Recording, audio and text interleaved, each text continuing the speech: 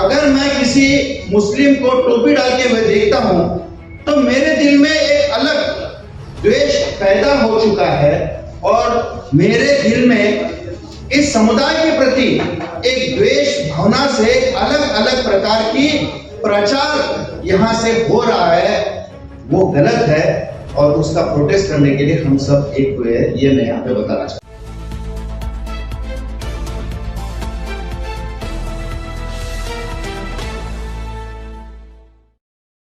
हमारी religious identity है, हमारी कल्चरल आइडेंटिटी है, हमारी सोशल आइडेंटिटी है, ये सब हमें बरकरार रखने का पूरा अधिकार इस देश में हमें संविधान देता है। अगर मेरे सामने कोई रिलीजियस पर्सन वो उसके पहराव में आता है, रिलीजियस पहराव में, मुझे उससे नफरत नहीं होनी चाहिए, ये देश का संविधान बताता है। लेकिन आज की तारीख में अगर मैं किसी मुस्लिम को टोपी डाल के हुए देखता हूं तो मेरे दिल में एक अलग द्वेष पैदा हो चुका है और मेरे दिल में इस समुदाय के प्रति एक द्वेष भावना से अलग अलग प्रकार की प्रचार यहां से हो रहा है, वो गलत है और उसका प्रोटेस्ट करने के लिए हम सब एक हुए हैं, ये मैं यहां पे बताना चाहता हूं। सिमिलरली अभी ये मेरे पहले जिन्होंने बात रखी उन्होंने तो क्रिश्चियन कम्युनिटी के बारे में मणिपुर में जो हो रहा है उसके बारे में सविस्तर उन्होंने बात रखी। मैं बुद्धिस्ट कम्युनिटी से आता हूं। बुद्धिस्ट कम्युनिटी का एक अलग ही मसला है, वो खुद को माइनॉरिटी समझते नहीं है। उसकी कारण ऐसा है कि Buddhist community by population is only 0.7% in the overall India और ये 0.7% जो है करीब 2011 की सेंसस का है। 2023 का अगर हम आंकड़ा देखेंगे तो करीब 1 करोड़ 140 में से 1 करोड़ सिर्फ बुद्धिस्ट है। 1 करोड़ में से 67% ये कन्वर्टेड बुद्धिस्ट है और जो मैक्सिमम कन्वर्टेड बुद्धिस्ट ये जो 67% है ये सिर्फ महाराष्ट्र में आपको दिखेंगे, जो अनटचेबल्स में से डॉक्टर बाबा साहब अम्बेडकर की प्रेरणा की वजह से कन्वर्ट हुए।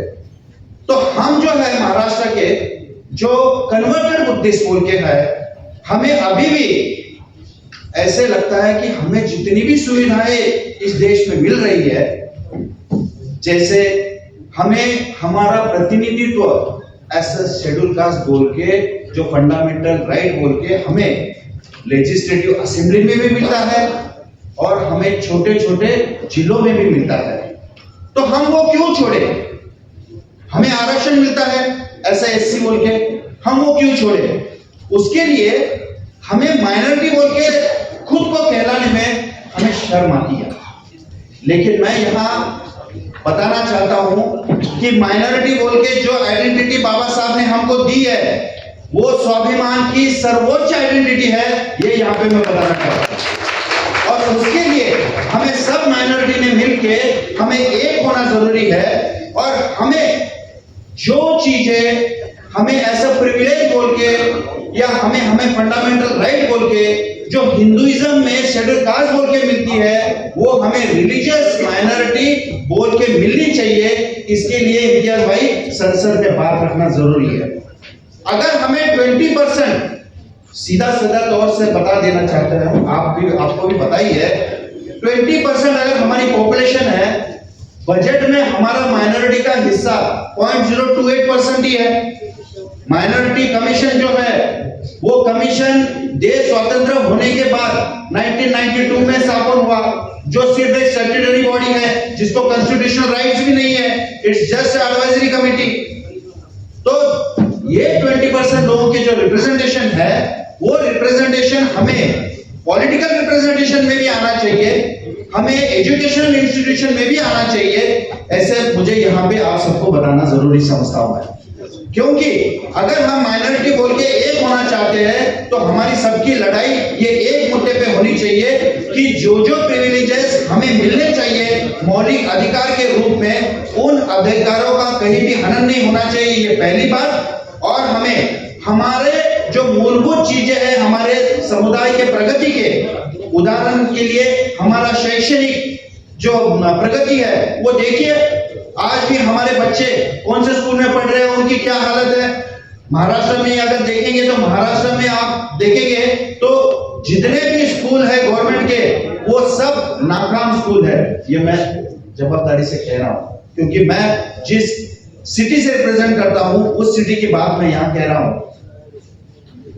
मुझे दो मुद्दे जो मैंने आपको पहले ही बोल दिए, एक तो अपने मौलिक अधिकारों का पूरा रक्षण करने के लिए होना जरूरी है, दूसरे हमें हमारे बजट में 20% हमारे पॉपुलेशन के हिसाब से बजट में प्रोविजन होना जरूरी है।